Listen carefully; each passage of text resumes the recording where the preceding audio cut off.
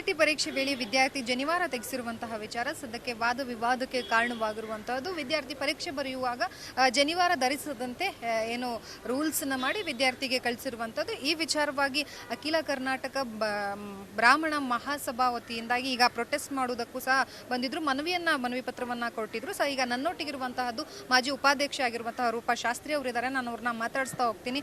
Madam ನಮಸ್ತೆ. ನಮಸ್ತೆ. ಸದ್ಯಕ್ಕೆ ನೀವು ನೋಡಿದ್ರಿ ಈಗ ಮೊನ್ನೆ ಬೆಳವಣಿಗೆಯನ್ನ, ಸಿಇಟಿ ಪರೀಕ್ಷೆ ವೇಳೆ ವಿದ್ಯಾರ್ಥಿ ಏನು ಜನಿವಾರವನ್ನ ತೆಗೆಸಿರುವಂತ ವಿಚಾರ, ನೀವು ಈಗ ಪತ್ರವನ್ನ ಕೊಡೋದಕ್ಕೆ ಬಂದಿದ್ದೀರಾ, ಏನ್ ಹೇಳ್ತೀರಾ, ಏನು ಹೇಳುದು?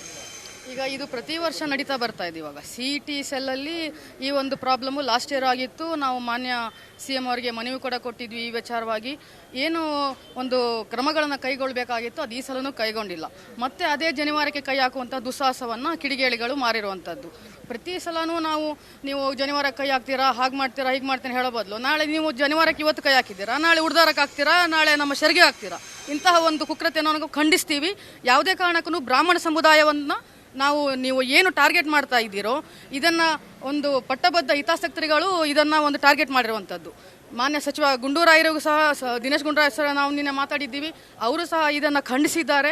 ಹಾಗೆ ಇದಕ್ಕೆ ಒಂದು ಏನು ಕ್ರಮ ಕೈಗೊಳ್ಳಬೇಕು ಅದನ್ನು ನಾವು ಕೈಗೊಳ್ತೀವಿ ಅಂತಲೂ ಅವ್ರು ನಮಗೆ ಭರವಸೆ ಕೊಟ್ಟಿದ್ದಾರೆ. ಇವತ್ತು ನಾವು ಮಾನ್ಯ DC ಆಫೀಸಿಗೆ ಬಂದಿದ್ದೀವಿ, ಅವರಿಗೂ ಸಹ ಹೇಳಿದ್ದಾರೆ ಇದು ಉದ್ದೇಶಪೂರ್ವಕವಾಗಿಯೇ ಮಾಡಿರುವಂಥದ್ದು. ಯಾವುದೇ ಕಾರಣಕ್ಕೂ ನಾವು ಇದನ್ನು ಇವಾಗ ಲಾಸ್ಟ್ ಇಯರ್ ಏನು ಕ್ರಮ ಕೈಗೊಂಡಿತ್ತು ಅದು FI ಆಗಿರಲಿಲ್ಲ. FIR ಈ ಸಲ ಮಾಡಿದ್ದೀವಿ. ಅವರನ್ನು ಜೈಲಿಗೆ ಕಟ್ಟುವಂಥ ಕೆಲಸವನ್ನು ಮಾನ್ಯ ಸರ್ಕಾರದಿಂದ ನಾವು ಮಾಡ್ತೀವಿ ಅಂತ ಅವ್ರು ಹೇಳ್ತಾ ಇದ್ದಾರೆ. ಇದೇನು ಮೊದಲನೇ ಬಾರಿ ಅಲ್ಲ, ಕಳೆದ ಬಾರಿಯೂ ಸಹ ಒಂದು ರೀತಿಯಲ್ಲಿ ಒಂದ್ಸಲ ಹೀಗೆ ಆಗಿತ್ತು. ಜನಿವಾರದ ವಿಚಾರವಾಗಿ ಆಗಿರ್ಬೋದು ಅಥವಾ ಈ ಒಂದು ಗುಲ್ಬರ್ಗದಲ್ಲಿ ನಡೆದಿರುವಂಥ ವಿಚಾರ, ತಾಳಿಯನ್ನು ತೆಗೆದಿಟ್ಟು ಪರೀಕ್ಷೆಗೆ ಹೋಗುವ ಅನ್ನುವಂತಹ ವಿಚಾರ. ಸೊ ಈ ಎರಡನ್ನ ನೋಡಿದಾಗ ನಮ್ಮ ಸಂಸ್ಕೃತಿ, ನಮ್ಮ ಧರ್ಮಕ್ಕೆ ಶಿಕ್ಷಣ ಧಕ್ಕೆ ಮಾಡ್ತಾ ಇದೆಯಾ ಅನ್ನುವಂಥ ಪ್ರಶ್ನೆಗಳು ಕೇಳಿ ಬರ್ತಾ ಇದ್ದಾವೆ. ಶಿಕ್ಷಣವನ್ನು ಕೊಡುವಂಥದ್ದು ನಮ್ಮ ಸಂಸ್ಕಾರಗಳನ್ನು ಉಳಿಸುವಂತಕ್ಕೋಸ್ಕರ ನಾವು ಶಿಕ್ಷಣವನ್ನು ತಗೊತೀವಿ. ಬ್ರಾಹ್ಮಣ ಯಾವತ್ತೂ ಬಹುಜನ ಪ್ರಿಯ. ನಾವು ಯಾವತ್ತೂ ಈ ಧರ್ಮ ಸರಿ ಇಲ್ಲ, ಆ ಧರ್ಮ ಸರಿ ಇಲ್ಲ, ಅವ್ರದ್ದು ತಪ್ಪು ಇವರು ಸರಿ ನಾವು ಯಾವತ್ತೂ ಕೇಳಕ್ಕೆ ಬಂದಿಲ್ಲ. ಗೌರ್ಮೆಂಟಲ್ಲಿ ನಮಗೆ ರಿಸರ್ವೇಷನ್ಗಳಿಲ್ಲ. ಮೆರಿಟ್ ಮೇಲೆ ನಾವು ಒಂದು ಮಾರ್ಕ್ಸನ್ನು ತಗೊಂಡು ಇವತ್ತು ಒಳ್ಳೆ ಕಾಲೇಜಿಗೆ ಸೇರುವಂಥ ಪರಿಸ್ಥಿತಿ ಇದೆ. ನೀವು ಆ ಮಕ್ಕಳನ್ನೇ ನೀವು ಟಾರ್ಗೆಟ್ ಮಾಡೋದಾದರೆ ನೀವು ಬೇಕಂತಲೇ ಈ ಕಿಡಿಗೇಡಿಗಳನ್ನು ಮಾಡ್ತಿದ್ದೀವಿ ಅಂತ ನಾವು ಇವತ್ತು ಉಗ್ರ ಹೋರಾಟವನ್ನು ಮಾಡ್ತಾ ಇದ್ದೀವಿ. ಮುಂದಿನ ದಿನಗಳಲ್ಲಿ ಸಹ ಎಲ್ಲ ರಾಜ್ಯದಾದ್ಯಂತ ಎಷ್ಟು ಬ್ರಾಹ್ಮಣ ಸಮುದಾಯಗಳಿದೆಯೋ ಎಲ್ಲ ಮಹಿಳೆಯರು ಮತ್ತು ಎಲ್ಲ ಮುಖಂಡರು ಸೇರಿ ಈ ಒಂದು ನಾವು ಉಗ್ರ ಹೋರಾಟವನ್ನು ಖಂಡಿತ ಮಾಡ್ತೀವಿ. ಈಗ ಮೊನ್ನೆ ಏನು ಜನಿವಾರ ತೆಗೆಸಿಟ್ಟಿರುವಂತಹ ವಿದ್ಯಾರ್ಥಿಗೆ ನ್ಯಾಯ ಕೊಡಿಸೋದಾದರೆ ಯಾವ ನಿಟ್ಟಿನಲ್ಲಿ ನ್ಯಾಯ ಕೊಡಿಸೋದಕ್ಕೆ ಮುಂದಾಗ್ತಾ ಇದ್ದೀರಾ? ಮಾನ್ಯ DC ಸಾಹೇಬ್ರಲ್ಲಿ ಇವತ್ತು ಮನವಿ ಮಾಡಿದ್ದೀವಿ.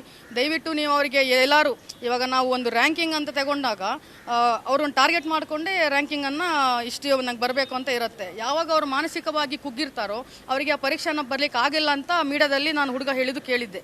ಹೀಗಾಗಿ ಅವರಿಗೆ ನೀವು ಯಾವುದೇ ಕಾರಣಕ್ಕೂ ಸಹ ಒಂದು ವೇಳೆ ಆ ಮಾರ್ಕೇನು ಕಮ್ಮಿ ಬಂದಂಥ ಸಂದರ್ಭದಲ್ಲಿ ಆ ಹುಡುಗನಿಗೆ ಯಾವ ಕಾಲೇಜಿಗೆ ಒಂದು ಸೇರ್ಬೇಕಂತ ಆಸೆ ಇತ್ತು ಅದನ್ನು ನೀವು ದಯವಿಟ್ಟು ಸರ್ಕಾರದಲ್ಲಿ ಮನೆ ಮಾಡಿ ಕೊಡಿಸ್ಬೇಕಂತ ನಾವು ಹೇಳಿದ್ದೀವಿ. ಈಗ ಜಿಲ್ಲಾಧಿಕಾರಿಗಳಿಗೆ ನೀವು ಮನವಿ ಪತ್ರವನ್ನು ಸಲ್ಲಿಸಿದ್ದಾರೆ, ಜಿಲ್ಲಾಧಿಕಾರಿಗಳು ಏನು ಹೇಳಿದ್ದಾರೆ?